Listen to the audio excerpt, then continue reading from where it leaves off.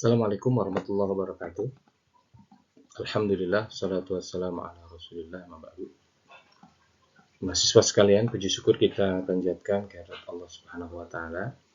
Alhamdulillah, hari ini kita bisa melanjutkan perkuliahan, dan kali ini kita akan membicarakan mengenai bagaimana cara memahami sumber hukum, metode, dan fungsi dalam ajaran agama Islam.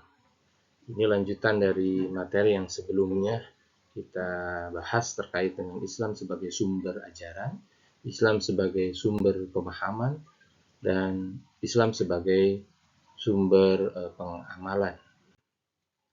Baik, ini sudah kemarin saya sampaikan terkait dengan bagaimana garis besar ajaran agama Islam. Di dalamnya terkandung materi-materi terkait akidah, kemudian syariah, dan akhlak.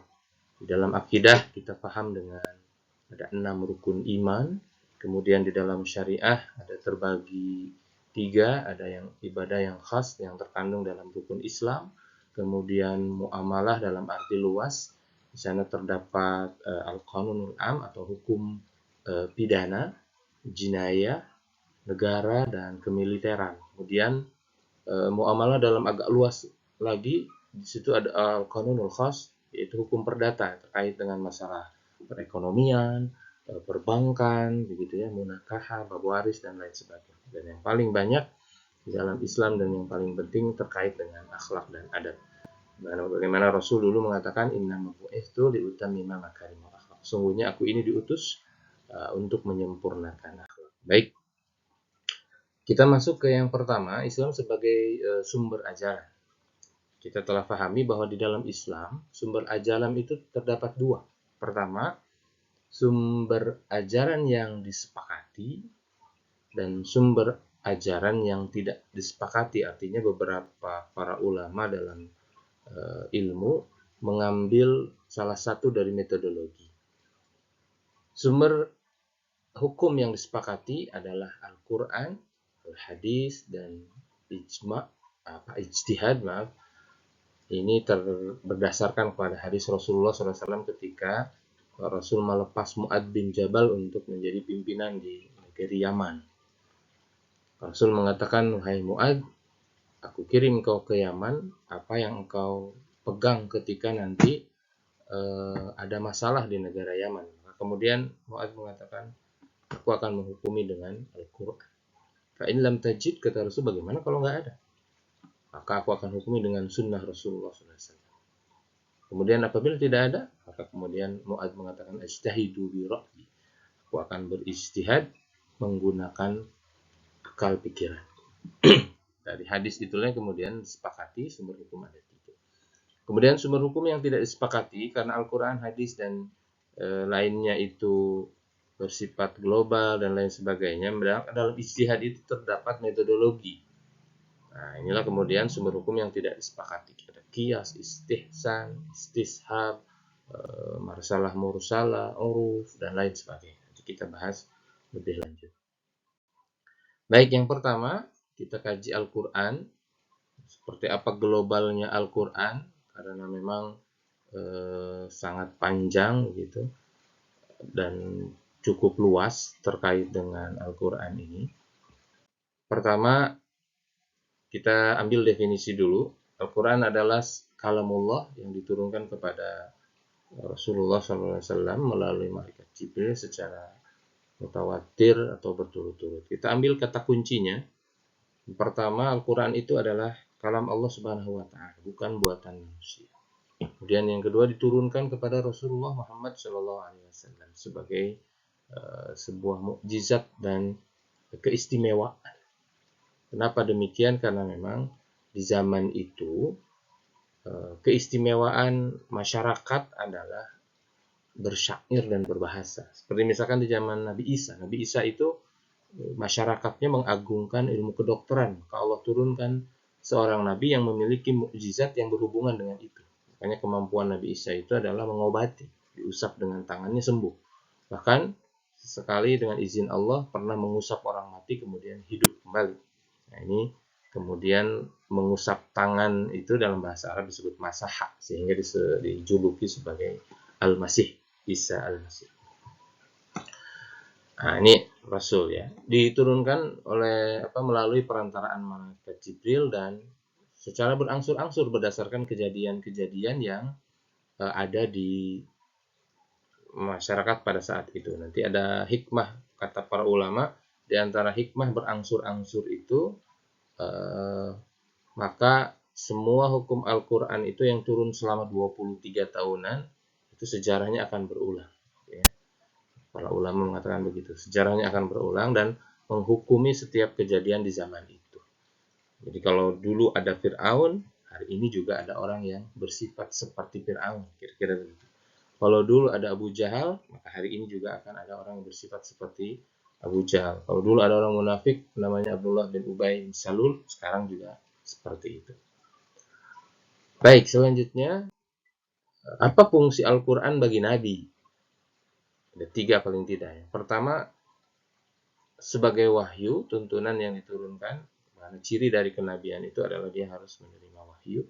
Kemudian yang kedua, menjadi mukjizat bagi Rasul. Apa itu mukjizat? Mukjizat itu adalah satu kejadian luar biasa di luar nalar manusia dan berlaku untuk Nabi. Kalau berlaku untuk calon Nabi namanya irhas. Kalau berlaku untuk para wali, para ulama, maunah karomah, gitu ya. Tapi ini bersifat sementara, jadi tidak bisa dipelajari. Jadi kalau ada orang yang sekarang, oh ini mah karomah, tapi dipelajari gitu ya, dan kemudian terjadi berulang. Nah itu hati-hati dengan yang seperti itu, karena hal-hal aneh itu bisa jadi datangnya dari Allah, bisa jadi datangnya juga dari setan. Dan yang ketiga, bagi Nabi termasuk bagi kita adalah Al-Quran ini sebagai pedoman hidup. Baik, kita lanjutkan Mas sekalian. Apa fungsi Al-Quran bagi manusia? Jadi kalau bagi Nabi, ini bagi kita. Pertama, petunjuk sama tadi, seperti fungsi kepada Nabi. Sebagai keterangan-keterangan yang melengkapi betapa banyak Al-Quran itu menerangkan kondisi alam ini yang tidak diketahui sebelumnya. Misalkan ada kami jadikan, ada lautan yang satu tawar, yang satu asin, kemudian kami biarkan seperti itu. Nah, di Al-Quran ada. Para ilmuwan dulu keheranan melihat itu, ternyata sudah ada di dalam Al-Quran. Dan para ahli sejarah, arkeolog dan lain sebagainya banyak yang masuk Islam karena ketika mereka meneliti sejarah ternyata di Al-Quran sudah ada kejadian-kejadiannya dan juga ciri-cirinya.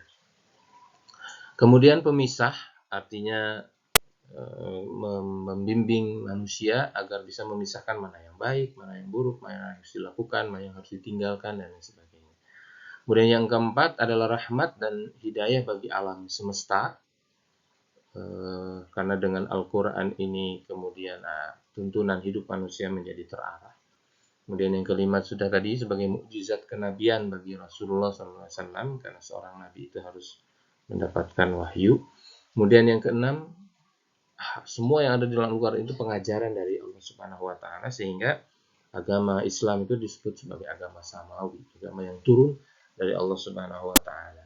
Kemudian pengajaran dari Allah berikutnya adalah obat penyakit hati. Ini sudah dalam ilmu tazkiyah. Dan yang kedelapan adalah penguat serta penutup nabi-nabi yang sebelumnya. Jadi Rasul itu fungsinya sebagai pelengkap nabi-nabi yang terdahulu. Baik, Mas sekalian, saya gambarkan sedikit dari Al-Quran. Sebetulnya banyak sekali isi dari Al-Quran, tapi paling tidak saya coba ungkap segini saja. Pertama, sejarah dahulu. Turunnya Al-Quran itu pertama kali adalah surat Al-Alaq di Goa Hiro ya. Kemudian berangsur-angsur turun dari kejadiannya selama 27 tahun melalui perantaraan malaikat Jibril dengan metodologi penurunan wahyu.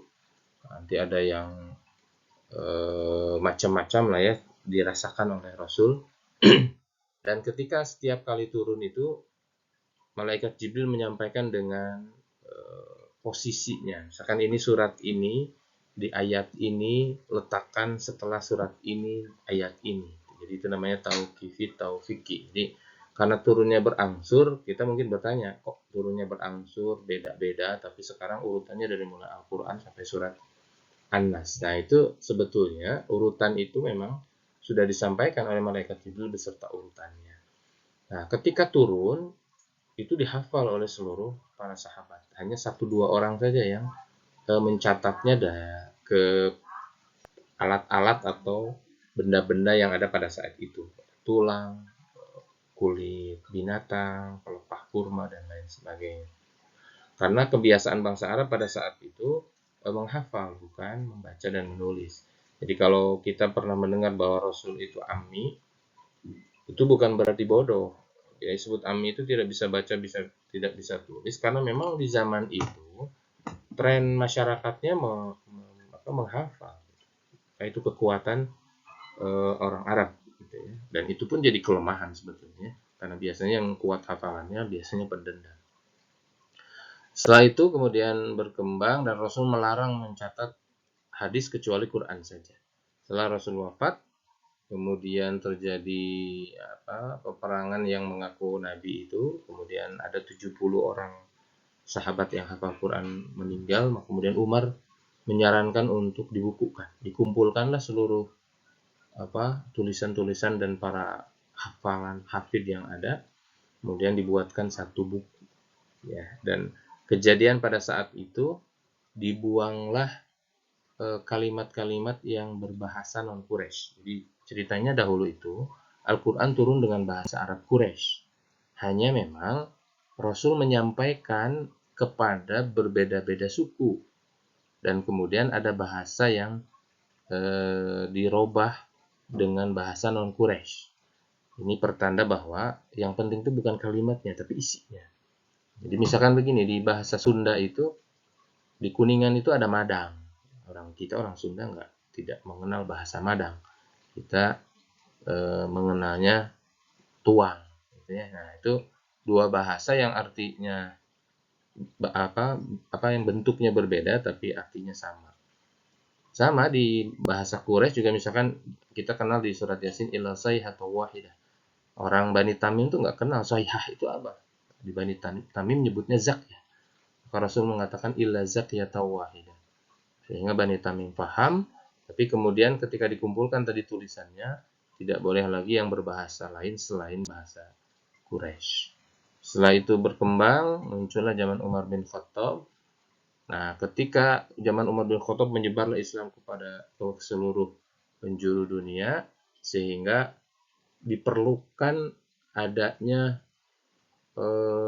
tulisan Al-Quran yang lebih banyak karena disebar ke berbagai daerah yang bukan Arab, begitu ya, sehingga kesulitan. Maka kemudian dibuatlah oleh Utsman bin Affan pada saat itu kekhalifahannya, maka terjadilah 6 buku mulai pembukuan. Nah, maka kemudian kitab atau Al-Quran yang 6 itu disebut dengan Rasmul Utsmani, yang hari ini sampai kita pegang itu berdasarkan apa yang telah dibukukan dulu di zaman Utsman bin Affan. Dan terkait dengan pembukuan Al-Quran ini, Allah sudah menyatakan Allah akan jaga langsung. Inna nahnu nazzalna dzikra wa inna lahu lahafidun. Definisi Al-Quran tadi sudah, kemudian nama-namanya disebut dengan Al-Kitab, Furqan, dan lain sebagainya. Isinya 30 juz, 114 surat, lebih dari 6.600 ayat. Ada yang disebut dengan Makkiyah Madaniyah. Para ulama sepakat yang disebut Makkiyah itu adalah ayat-ayat Al-Quran yang diturunkan sebelum Rasul hijrah, dan Madaniyah itu diturunkan setelah Rasul hijrah. Dan tata bahasa Arab itu memiliki keunikan. Jadi dia layak bahasa Arab itu dijadikan sebagai sumber hukum karena spesifik. Spesifik. Beda dengan bahasa Indonesia yang satu kata itu perlu penterjemahan. Kalau bahasa Arab itu sudah spesifik. Apa itu manzilun, apa itu darun, apa itu sakanun, apa itu maskanun. Dalam bahasa Indonesia artinya satu rumah. Padahal arti dalam bahasa Arab itu mengandung makna beda-beda gitu ya. Rumah tapi dalam bentuk yang berbeda. Itu kurang lebih. Yang kedua, kita berbicara mengenai hadis. Ini hadis adalah segala ucapan, perbuatan, dan keadaan Nabi Shallallahu Alaihi Wasallam. Seorang ilmuwan ulama mengatakan yang disebut hadis itu adalah segala perbuatan dan segala takrir Nabi yang bersangkut paut dengan hukum, dikata Hasbi sedikit. Baik, dari definisi tadi sehingga bisa disimpulkan bahwa hadis itu terbagi tiga. Ada yang disebut dengan hadis yang bersumber dari ucapannya Rasul, perkataannya Rasul, itu disebut dengan sunnah qauliyah. Ada yang hadis berdasarkan dari apa yang dilakukan oleh Rasulullah SAW. Maka itu adalah sunnah fi'liyah. Dan ada sunnah takririyah, yaitu membenarkan atau tidak mengingkarinya. Contoh misalkan dulu begini, suatu hari Rasul melihat seorang petani sedang mengawinkan pohon kurma. Rasul bertanya, kenapa engkau lakukan itu? Maka kemudian sahabat itu mengatakan, biar berbuah ya Rasulullah. Maka kemudian Rasul melanjutkan perjalanannya. Selang beberapa bulan, pohon yang dulu pernah Rasul nanya itu tidak berbuah. Kemudian Rasul bertanya, kenapa pohon ini tidak berbuah? Kemudian sahabat yang petani tadi mengatakan, kan engkau yang melarang kami mengawinkan. Kata Rasul, antum a'lamu bi umuri dunia. Itu hadisnya ya. Engkau lebih tahu urusan keprofesionalan itu. Kata Rasul, Rasul tidak pernah melarang, aku hanya bertanya. Nah, itu ya. Sementara pohon yang lainnya berbuah, gitu ya, karena dikawinkan oleh si petani. Nah, itu adalah sunnah takririyah. Apa fungsi hadis? Fungsi hadis itu yang jelas adalah dia penjelas Al-Quran yang masih bersifat global. Jadi ketika Al-Quran bersifat umum dan global, hadis Rasul kemudian menerangkan. Kemudian di dalamnya juga mengkhususkan yang masih bersifat umum. Jadi kalau di Al-Quran masih global umum, kemudian dikhususkan. Dan menjabarkan dari yang mutlak. Dan yang kedua, terkadang di dalam hadis itu juga menentukan hukumnya sendiri yang kemudian kita kenal dengan sunnah nanti. Sejarah hadis, dulu di zaman Rasul dilarang untuk mencatatnya. Barulah di zaman sahabat kemudian diajarkan kepada kaum setelah sahabat namanya tabi'in. Dari tabi'in kemudian diajarkan lagi generasi ketiga, istilahnya tabi'in, dan masih belum dibukukan. Barulah kemudian dari tabi'in tahun 100, 200, 300 Hijriahan lah gitu ya. Selang 100 sampai 300 tahunan barulah muncul para ulama termasuk para ulama mazhab.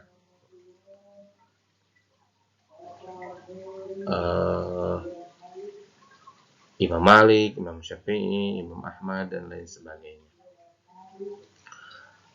Barulah dibukukan itu, jadi kalau tadi parsial oleh para ulama-ulama mazhab ya. Kita kenal yang kemudian ada Bukhari, Muslim, gitu ya. Nah, barulah hadis itu dibukukan. Kemudian cara memilah-milah hadis ini luar biasa, dan nanti ada khusus terkait dengan bagaimana cara hadis itu berperan di dalam pengambilan hukum dan sebagainya. Ada ilmunya yaitu ulum hadis. Baik, yang ketiga, maksud sekalian, ada yang disebut dengan metodologi ijtihad. Ijtihad ini artinya berusaha keras. Ya, berusaha keras. Secara istilah, ijtihad ini adalah pencurahan segenap kesanggupan untuk mendatangkan sesuatu dari berbagai urusan atau perbuatan. Ini landasannya Al-Quran dan kemudian juga hadis tadi, hadis Mu'adz bin Jabal. Jadi para ulama karena tidak ada di Al-Quran dan hadisnya, mereka berpikir keras bagaimana sebetulnya terkait dengan masalah ini. Akhirnya muncullah hukum yang bersumber dari ijtihad. Ada beberapa metodologi di dalam ijtihad yang dikenal. Pertama, ada yang disebut dengan qiyas atau reasoning by analogy. Mengukur atau membandingkan atau menimbang dengan membandingkan sesuatu. Ya. Misalkan begini, apa hukum daging harimau? Gitu ya. Di Al-Quran tidak ada. Haram tidak ada. Boleh tidaknya tidak ada. Di hadis juga demikian. Tetapi kemudian ada beberapa ulama yang mengharamkan. Dari mana dia mengharamkan daging harimau? Dia bilang daging babi itu diharamkan di Al-Quran karena memang mengandung bakteri dan penyakit dan berbahaya bagi manusia. Nah, dia berpikir dengan sangat keras, harimau itu binatang buas yang memakan bangkai atau hewan yang kemudian banyak bakteri di situ. Maka dikhawatirkan nanti bakteri-bakteri itu bercampur dengan si harimau itu dan akhirnya nanti membahayakan bagi manusia jika memakan daging harimau. Nah, dikiaskan dan dianalogikan ke situ, maka kemudian dia berkesimpulan binatang buas itu diharamkan. Nah, itu cara menganalogikan. Dan banyak lagi nanti beberapa hukum diambil dari analogi, dari kias.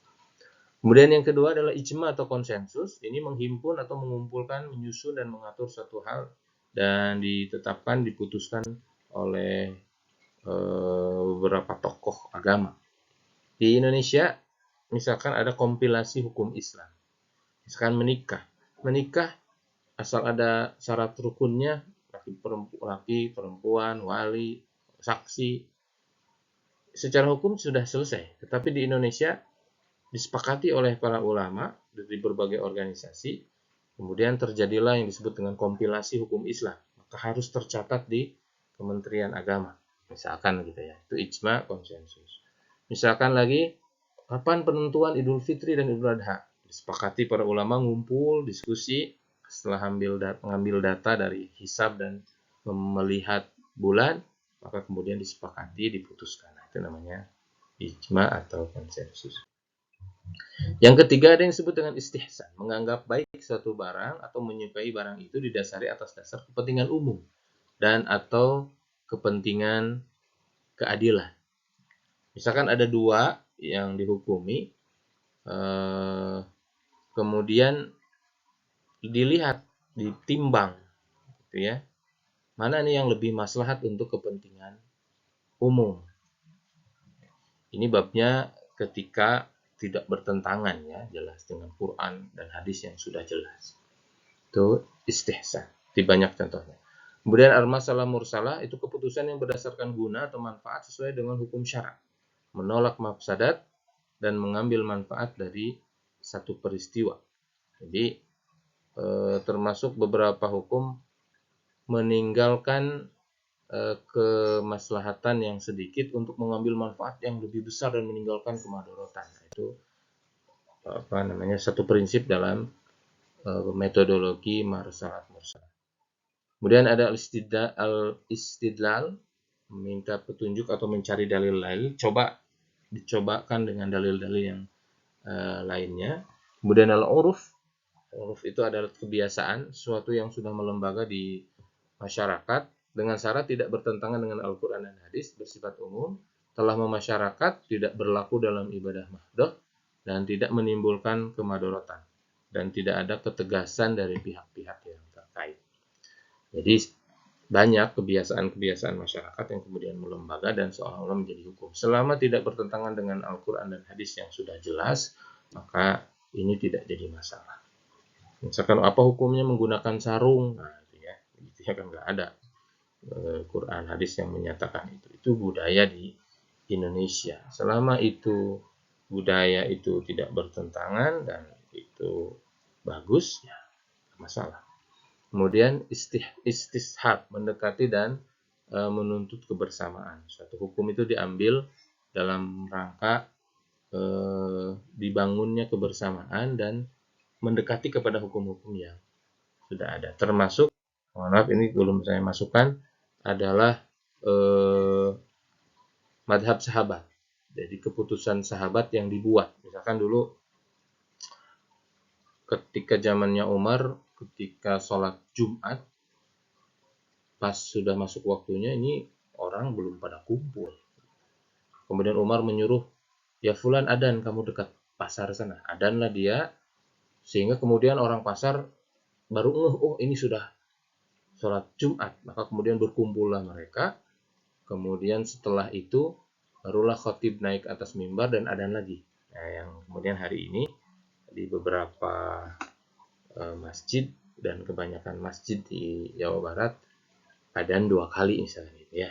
Itu dulu Umar yang termasuk misalkan sholat taraweh 23 rakaat dan lain sebagainya. Dari itu semua, dari Quran, hadis, dan ijtihad, muncullah yang disebut dengan hukum taklif. Ada wajib, ada sunnah, ada mubah, ada haram, ada makruh. Apa itu wajib? Wajib apabila dikerjakan mendapatkan pahala, apabila ditinggalkan mendapatkan dosa. Sunnah apabila dikerjakan mendapatkan pahala, tinggalkan tidak mengapa. Mubah dikerjakan maupun ditinggalkan, tidak jadi dosa, tidak jadi pahala. Haram kebalikan dari wajib. Apabila dikerjakan mendapatkan dosa, ditinggalkan mendapatkan pahala. Dan makruh apabila dikerjakan mendapatkan murka Allah, tidak masuk kepada derajat haram, tapi apabila ditinggalkan mendapat kasih sayang dari Allah Subhanahu wa taala. Tapi tadi tidak sampai derajat haram dan sunnah. Baik mahasiswa sekalian, itu yang pertama dari pengambilan sumber hukum Quran, hadis, dan ijtihad sampai kepada metodologinya hingga muncul hukum taklif, nah wajib dan seterusnya tadi. Yang berikutnya kita bahas tentang Islam sebagai pemahaman. Ini sudah kemarin definisinya, adalah Islam sebagaimana diinterpretasikan pada ulama sehingga kita mengenal ada Sunni, Sunnah, Ahmadiyah, Ahlus Sunnah, Wal Jamaah, Nahdlatul Ulama, Muhammadiyah, Persis, dan lain sebagainya. Baik, kita coba pelajari bagaimana untuk memahami Islam sebagai sumber pemahaman. Ini ditempuh dengan berbagai cara. Yang pertama, dipelajari dari sumbernya langsung Al-Quran dan Hadis, ditambahkan dengan ilmu kalam, filsafat Islam, fikih, akhlak, tasawuf, dan lain-lain sebagai sumber tambahannya. Kemudian yang kedua, dipahami secara integral, tidak parsial, artinya tidak sepotong-sepotong. Dipelajari melalui literatur kepustakaan yang ditulis oleh para ulama. Jadi kalau orang yang belajar gitu ya, pesantren, termasuk ini di kampus, mengkaji di kajian-kajian, nah, itu dalam rangka mempelajari Islam sebagai sumber pemahaman. Dan kemudian agar kita paham, itu harus menghilangkan keangkuhan, kepentingan diri dan kelompok. Karena banyak sekarang ini orang-orang yang memperebutkan sesuatu yang sebetulnya itu berdasarkan pemahaman. Jadi selama ada urutannya kepada Rasul, selama ada urutannya kepada Al-Quran, dan selama ada ijtihadnya yang dilakukan oleh para ulama dan sahabat dengan metodologi tadi, maka tidak perlu dipermasalahkan, gitu ya, karena itu sebagai sumber pemahaman. Nah, orang-orang yang memiliki pemahaman-pemahaman tertentu itu kemudian berkumpul dan menjadi satu kelompok, kira-kira begitu. Dan yang terakhir, apa yang mereka lakukan itu, berkelompoknya itu, kemudian menjadi satu kebiasaan yang melembaga, yaitu sebagai Islam sebagai pengamalan. Jadi Islam sebagai pengamalan itu adalah Islam yang nampak di permukaan menjadi aktivitas sehari-hari, dengan catatan bahwa aktivitas tersebut terdapat sumber rujukan yang menuju kepada pemahaman dan sumber ajalan. Dan kita sangat mengerti dengan hari ini. Misalkan, oh iya mah kunut berarti NU, gitu ya. Oh iya mah Persis untuk kunut. Nah itu adalah Islam sebagai pemahaman dan pengamalan. Baik, yang terakhir ini mahasiswa sekalian, kemarin juga ada pertanyaan. cara kita berislam yang terhubung kepada Nabi bersumber pada Al-Quran dan hadis, yang seragam dalil dan seragam cara dicontohkan oleh Nabi, itu yang disebut dengan manhaj. Ingat ya, itu adalah manhaj. Sementara cara kita berislam yang terhubung kepada Nabi, ini tetap berhubung ya, bersumber pada Al-Quran dan hadis yang beragam dalil dan beragam cara. Ya, kalau tadi seragam, kalau ini beragam caranya. Karena Rasul mencontohkan, misalkan begini, Rasul pernah terdengar ketika doa iftitah menggunakan Allahumma ba'id baini. Rasul pernah terdengar oleh salah satu sahabat ketika doa iftitah menggunakan kalimat Allahu Akbar kabir. Dan ada yang lainnya, yang saya tahu iftitah itu ada 5 atau 6 gitu ya. Nah, karena beragam, maka kemudian beberapa orang, para ulama, terutama tabi'in, mengambil salah satu. Nah, ketika orang itu mengambil salah satu, maka itulah yang disebut dengan madhaba ilaihi. Yang kita memilih seperti yang diambil oleh si fulan, si ulama itu. Itu namanya madhab akhirnya. Gitu ya. Nah, kemudian muncul pertanyaan berikutnya, apakah kita harus bermadhab? Iya, kita harus bermadhab. Ya, mau tidak mau orang mengatakan kita tidak perlu madhab, tetap saja melihat urutannya. Kita kan ngambil kepada Sahih Bukhari, iya berarti kita ngikut kepada Sahih Bukhari dan Muslim, ya, dan lain sebagainya. Jadi memang urutannya terlalu panjang dan tidak perlu hal seperti ini menjadi masalah setelah memahami hal ini. Lalu bagaimana kalau ada pertanyaan lagi, apakah harus satu mazhab atau boleh berbagai macam mazhab? Kita bukan ahli, kita itu adalah orang yang taklid kebanyakan.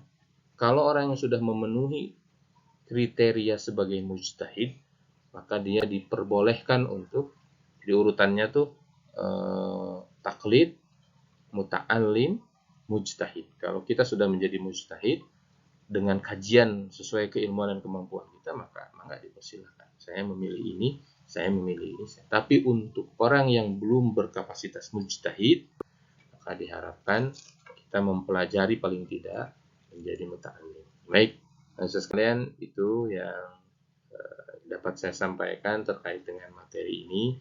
Mudah-mudahan menambah wawasan kita. Insya Allah nanti kita bahas berikutnya jika ada hal-hal yang ingin dipertanyakan. Terima kasih. Wabillahi taufiq wal hidayah. Assalamualaikum warahmatullahi wabarakatuh.